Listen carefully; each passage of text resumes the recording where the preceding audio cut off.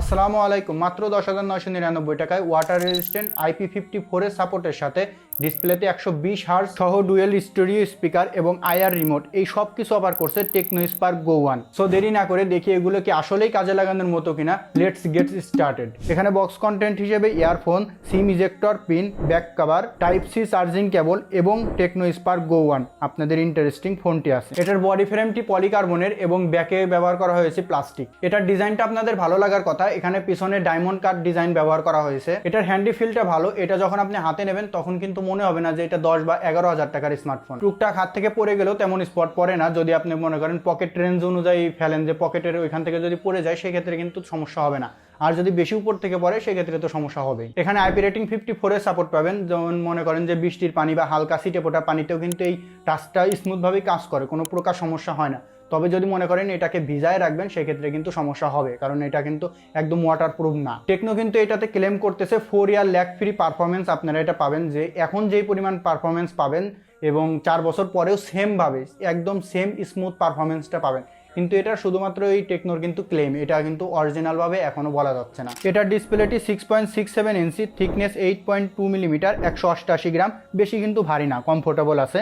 Right সাইডে volume button এবং power button রয়েছে। পাওয়ার বাটনের সাথেই কিন্তু আপনারা ফিঙ্গারপ্রিন্ট সেন্সরটা পাচ্ছেন, যেটা মোটামুটি ভালোই। লেফট সাইডে সিম ট্রে রয়েছে, যেটাতে 2টা সিম এবং একটা এক্সটার্নাল মেমোরি ব্যবহার করতে পারবেন, এটা কিন্তু ভালোই। উপরের সাইডে স্পিকার রয়েছে, নিচের সাইডে main speaker, primary mic, USB type C charging port যেটা, এবং হেডফোন পোর্ট। এখানে কিন্তু অপারেটিং সিস্টেম হিসেবে অ্যান্ড্রয়েড 14 গো এডিশনটা ব্যবহার করা হয়েছে, যেটার ইউআইটাও যদি বলতে যাই সেটা কিন্তু একদম স্মুথ আছে, বেশি ল্যাগ বা ফ্রেম ড্রপের কোনো দেখা আপনারা এখানে পাবেন না। এটা ইউআইটা মোটামুটি ঠিকঠাক বলা যায়। যেমন আমরা অনেক ফোনে দেখি যে আননেসেসারি অনেক ধরনের অ্যাপস থাকে, এখানে কিন্তু সেরকম অ্যাপসের পরিমাণ খুবই কম, একদম মনে করেন সামান্য 1-2টা, যেটা আপনি চাইলে ইচ্ছা করলে ডিলেটও করে দিতে পারবেন। এখন আসি এটার ইন্টারেস্টিং পার্ট ডিসপ্লেতে, যেটাতে 120 হার্জ রিফ্রেশ রেট সাপোর্ট করে, কিন্তু এই 120 হার্জ প্রপার দেয় না। আর 60 বা 90 এইরকমই বেশিরভাগ সময় পাবেন। 120 হার্জ শুধু একটা সংখ্যা, যেটা বাস্তবে কোনো কাজ নেই।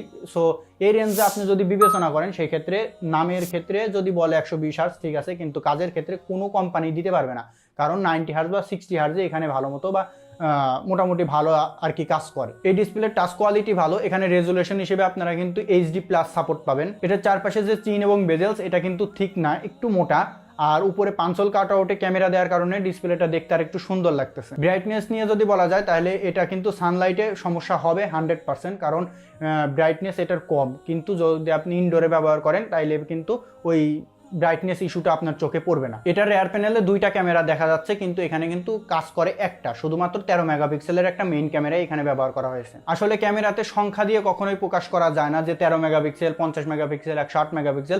যেটার কোয়ালিটি যেমন হবে, যে যদি 13 মেগাপিক্সেলের ক্যামেরা যদি 50 মেগাপিক্সেলের ক্যামেরাকে বিট করে দেয় সেক্ষেত্রে কিন্তু বলা যায় যে 13 মেগাপিক্সেলই ভালো। সো এই ক্ষেত্রেও তাই, যে 13 মেগাপিক্সেল যে একদম খারাপ ছবি তুলবে তা কিন্তু না, মোটামুটি ভালো একটা আউটপুট আপনারা এখানে পাবেন। যদি ডে লাইটে সানলাইটে ছবি তোলেন সেক্ষেত্রে আউটপুটগুলো অনেক ভালো দেয়, কিন্তু আপনি লো লাইট বা নাইট মোডে যদি যান সেক্ষেত্রে কিন্তু শাকি একটা ফিল থাকে, যে ছবিতে ডিটেলসের অভাব থাকে। এটার পোর্ট্রেট মোডের ছবিগুলোও ভালো, এজ ডিটেকশনও ভালোই করতে পারে, সমস্যা হয় না। এখানে ভিডিওতে সর্বোচ্চ 1080p 30 fps পাবেন। যদি বাজেট বিবেচনা করেন সেক্ষেত্রে আমি বলবো এটা ঠিকই আছে, খারাপ না একদম। এটার স্টেবিলাইজেশনটা কিন্তু কম, কারণ 30 fps এ ভালো স্টেবিলাইজেশন আমরা কোনো ফোনেই পাবো না। আর এটা ছবিগুলো কিন্তু একটু মানে শার্প ক্লিয়ার করে দেয়। এটার সেলফি ক্যামেরাতে 8 মেগাপিক্সেলের ক্যামেরা রয়েছে, যেটাতেও কিন্তু ছবির কোয়ালিটি ভালো হলেও যে স্কিন টোন অরিজিনালটা ওইটা পাবেন না, একটু শার্প, একটু মনে হবে যে পলিশ করা এরকম টাইপের ছবি পাবেন। এখানে স্পিকারে কিন্তু ডুয়েল স্টেরিও স্পিকার ব্যবহার করা হয়েছে, যেটাতে কিন্তু ভালো, যে কন্টেন্ট দেখেন বা মুভি দেখেন তখন কিন্তু সাউন্ডটা ভালো পাবেন। যে 100% দিলেও যে একটা ডিস্ট্রাকশনের সম্ভাবনা থাকে ওইটা থাকে না, কারণ যদি সিঙ্গেল স্পিকার হয়তো সেই ক্ষেত্রে ওই ডিস্ট্রাকশন অপশনটা মানে ডিস্ট্রাকশন লাগে, কিন্তু যখন ডুয়েল থাকে দুই সাইডে সাউন্ডটা যখন বের হয় তখন কিন্তু ওই জিনিসটা আপনার কানে লাগে না, যে ফেটে যাওয়ার একটা সম্ভাবনা ওইটা থাকে না। সো এখানে সাউন্ড বলা যায় ক্লিয়ার আছে, মোটামুটি ভালো। এখানে 5000 মিলিঅ্যাম্পিয়ারের ব্যাটারি পাবেন এবং চার্জ দেওয়ার জন্য 10 ওয়াটের একটা চার্জারও পাচ্ছেন। কিন্তু এখানে যদি 18 ওয়াট দিত তাহলে আমি বলবো বেস্ট হইতো, কারণ এটা দিয়ে চার্জ দিতে 1 ঘন্টা 10 মিনিট, 15 মিনিট, 20 মিনিটও লেগে যায়। সো সেই ক্ষেত্রে কিন্তু একটু সময় নিয়ে চার্জ দিতে হবে। আর এটার যদি আপনি সাপোর্ট বলেন যে 1 দিন প্লাস সাপোর্ট পাবেন, যদি নর্মাল ইউজ করেন সেক্ষেত্রে 1 দিন প্লাস, আর যদি গেম খেলেন প্লাস কন্টেন্ট দেখেন রেগুলার মানে টানা ইউজ করেন সেই ক্ষেত্রে 6 ঘন্টার মতো একটা সাপোর্ট পাবেন। এখানে প্রসেসর হিসেবে পেয়ে যাবেন ইউনিসকের T615 প্রসেসরটি। এটা কিন্তু অক্টাকোর প্রসেসর এবং এটা 12 ন্যানোমিটারে তৈরি। এখানে যদি T616টা ব্যবহার করতো তাহলে মনে হয় পারফরমেন্স আরও একটু ভালো পাওয়া যেত। এখানে AnTuTu স্কোর পেয়ে যাবেন 2,31,000 বা 32,000-এর মতো। যদি ওই প্রসেসর যদি একটু আপডেট করে যে T616টা ব্যবহার করতো তাহলে কিন্তু এখানে 3 লাখের মতো একটা আপনারা AnTuTu স্কোর পাইতেন, যার ফলে পারফরমেন্সটা আগের চাইতে অনেক বেশি বুস্ট পাইতেন। সো এই ক্ষেত্রে একটু আমি বলবো যে পিছায় আছে।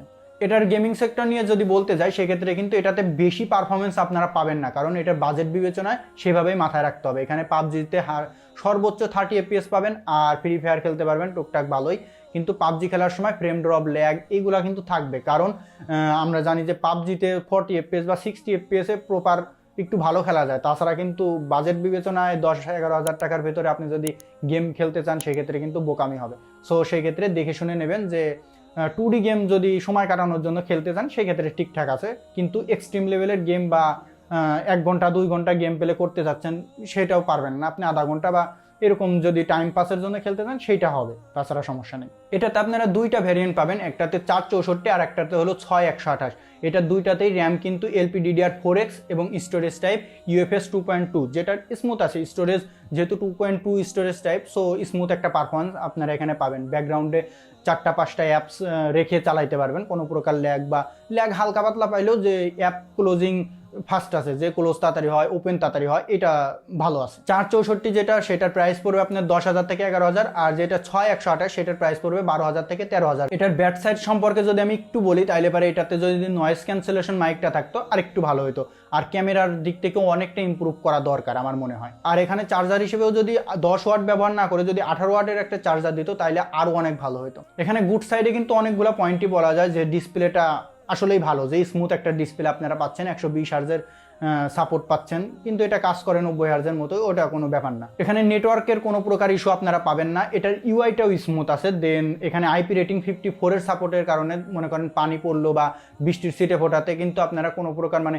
চালানো অসুবিধা হবে না। সো আমি মনে করি এটা যারাই কিনবেন একটু বিবেচনা করে কিনেন। এই রেঞ্জে আরও অনেক ফোন আছে, সেগুলো একটু দেখে কিনেন। সো আজকের মতো এই পর্যন্তই, দেখা হবে আর একটা ভিডিওতে। ততক্ষণ পর্যন্ত আল্লাহ হাফেজ।